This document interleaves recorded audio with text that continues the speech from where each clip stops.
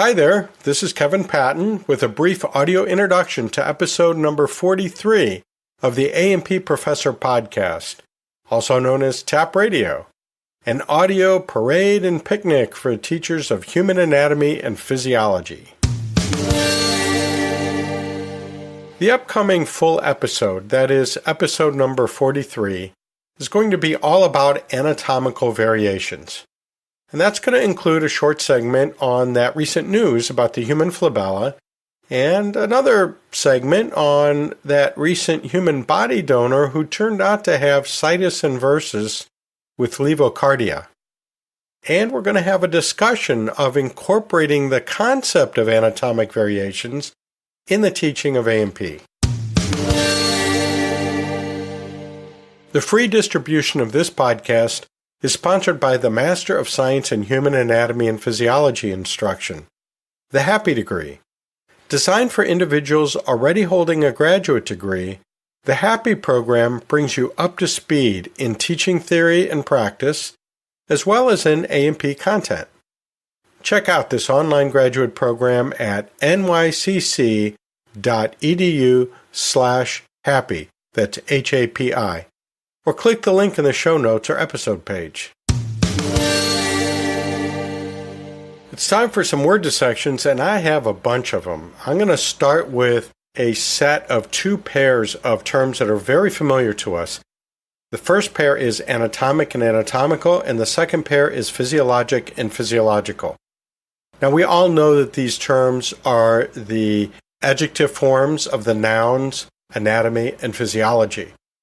So, anatomic means related to anatomy. Anatomical means related to anatomy. But why are there two different terms? Why do we have two terms that mean exactly the same thing? And which of them is better to use? Or is either of them better to use? Well, before we can get close to an answer, let's go ahead and do the word dissections and learn more about how the terms are built. Ana means apart. Tom or tome means cut. So anatome means cut apart, which is what we do, either literally or figuratively in anatomy, right? We cut apart the body, we cut apart parts of the body to see how they're constructed, what the structure of the body is. It's that suffix that is where it gets tricky. In anatomic, the suffix is IC, which converts a noun to an adjective, and it means relating to. If we wanted to translate IC or ick at the end, it means relating to. So anatomic means relating to anatomy. What about anatomical? Well, there we have the ick plus al, which is also a common suffix that we see in scientific terms. Al also means relating to. It's also converting a noun to an adjective. So why are we tacking that on? Doesn't it make it redundant? Well, the answer is yes. Yes, it does make it redundant. And, sometimes that just happens when we're building these terms, the way language evolves and things get borrowed into one language or another, or words get formed from other words. We sometimes have illogical groupings of word parts that become sort of the standard. So that ICAL ending is really a combination of two suffixes that mean exactly the same thing. And is it redundant? Yes. But is it okay? Yes, it's okay, because that's the way our language is built. So, which is better to use, anatomic or anatomical? Well, technically speaking, either one is okay. And I don't know if you noticed this, but I intentionally, in a previous segment in this episode, used both of them. I used one, then I used the other. And you may or may not have even noticed me doing that. But that's okay, and I think that's what a lot of us do a lot of the time. Although I will say that once I sort of became aware of the difference a few years ago, that some people are paying attention to this, when I had a copy editor on one of my books go through an entire book and change all of my anatomicals to anatomic and all of my physiologicals to physiologic. And I had to spend a lot of time changing them all back again because I didn't want that. And I did a little study on, what's the deal there? Why are people doing that? And there's really no good reason to insist on one or the other. But the reason why I wanted to stick with anatomical is because that is what's most comfortable for me. And I want it to be my voice in my books and I want it to be my voice in my teaching. And I think you probably do too. And not only that, a real important thing for me is to speak to my students in a language that they understand.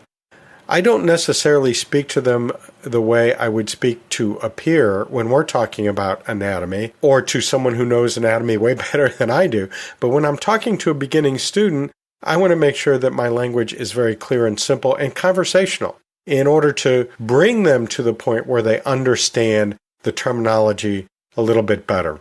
And I think anatomical is something that is sort of built into ordinary conversational English rather than anatomic. Even though it's shorter, it sounds to me not as simple. It sounds to me as a little bit odd sometimes. Although I think there are certain sentence constructions where the anatomic just sounds better than anatomical, so there's a good place where we could flip back and forth depending on how it sounds in a sentence.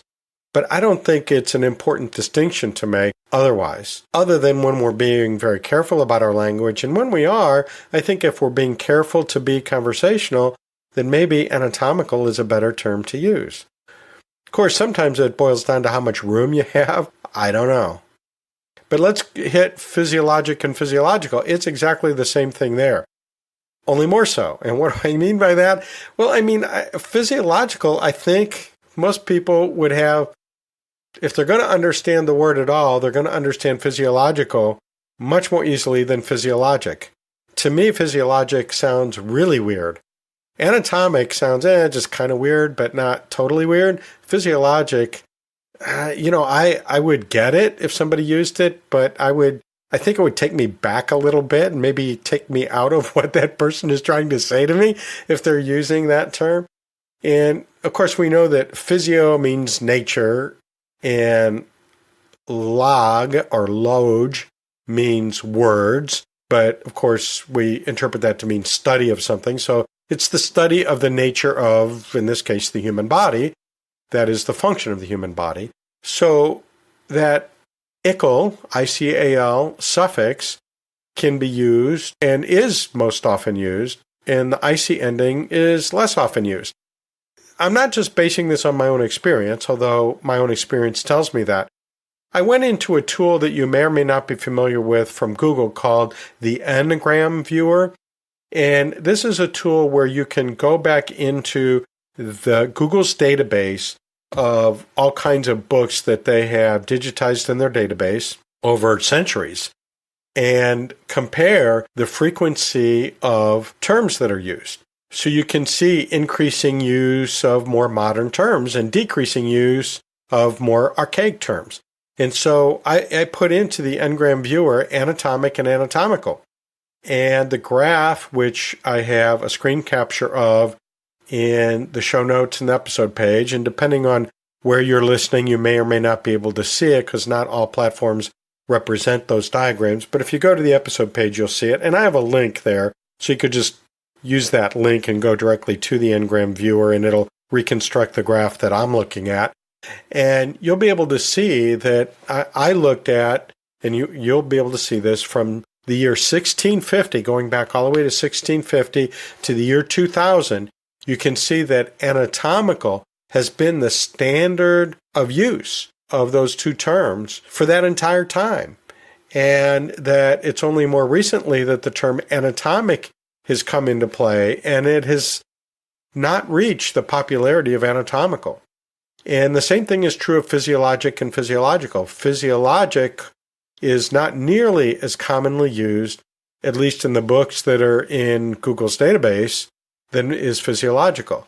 Now, that's not a capture of all the data in the entire universe over the entire span of human written history, but I think it's a good indicator. It's the best we have, or at least the best that I have available to me at short notice and not being a linguistic expert.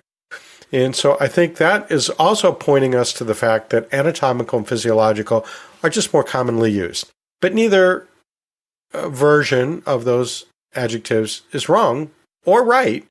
It's just a matter of preference or a matter of context. So let's move on to some other terms that I wanted to get to dissect. And one is situs inversus, which is a Latin phrase two words, situs, second word, inversus. So situs means position or location. It comes from the same source as our English word site, like the site of a school building or the site of a city.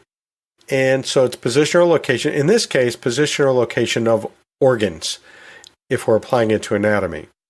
Inversus, if we break it down, in is a verb-forming prefix in this case that modifies the second part of the word versus. Now, versus literally means a furrow, like the furrow in a freshly plowed field. So what you do when you make a furrow with a plow is the plow digs up the soil and flips it over. So we can think of inversus as a state where things are flipped over. In Latin, you would interpret inversus as turned upside down or turned inside out. Or in this case, I would probably interpret it or translate it as flipped around. So situs inversus is when our internal organs are flipped around. Maybe the thoracic organs, lungs and heart are flipped around. Sometimes it includes the abdominal organs. So that's situs inversus, flipped around organs. Now a related term is situs solitus.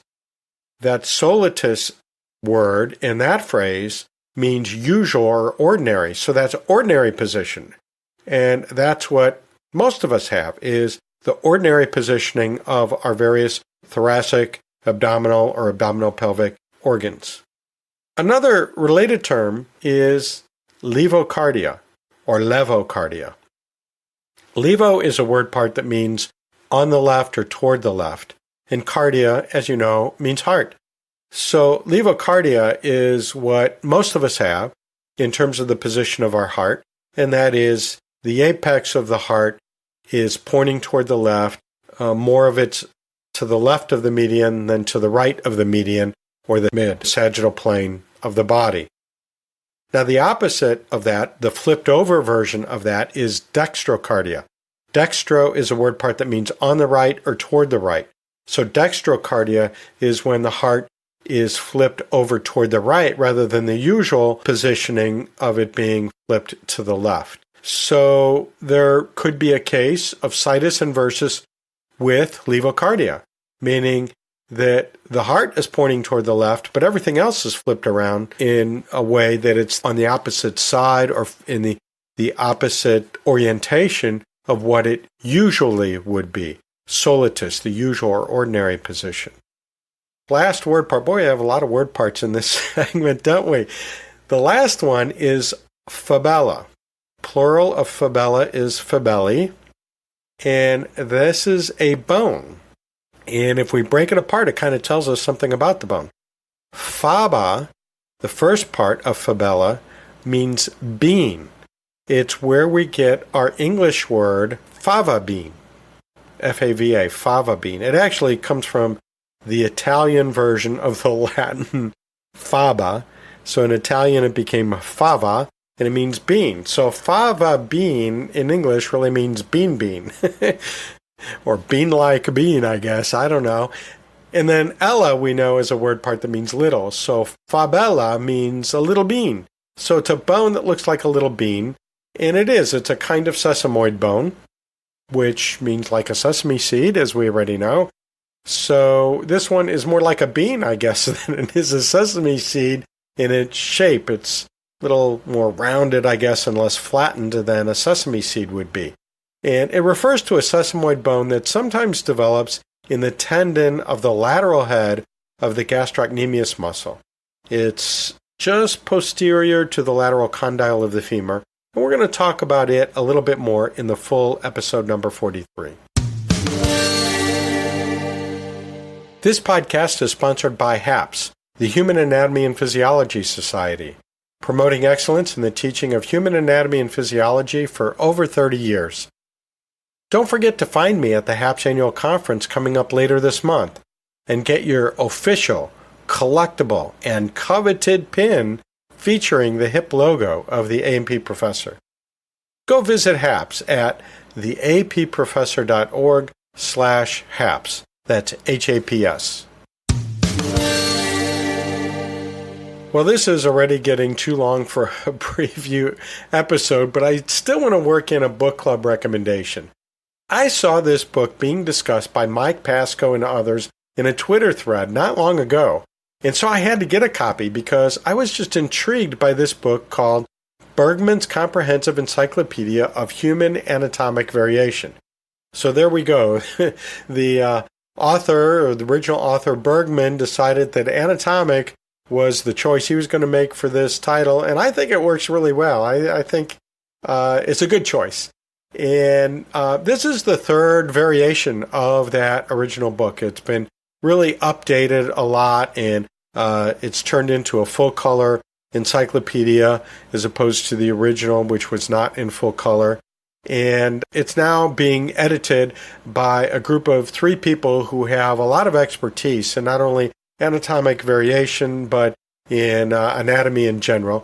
So the current editors are R. Shane Tubbs, Mohammed Ali M. Shoja, and Marios Lucas.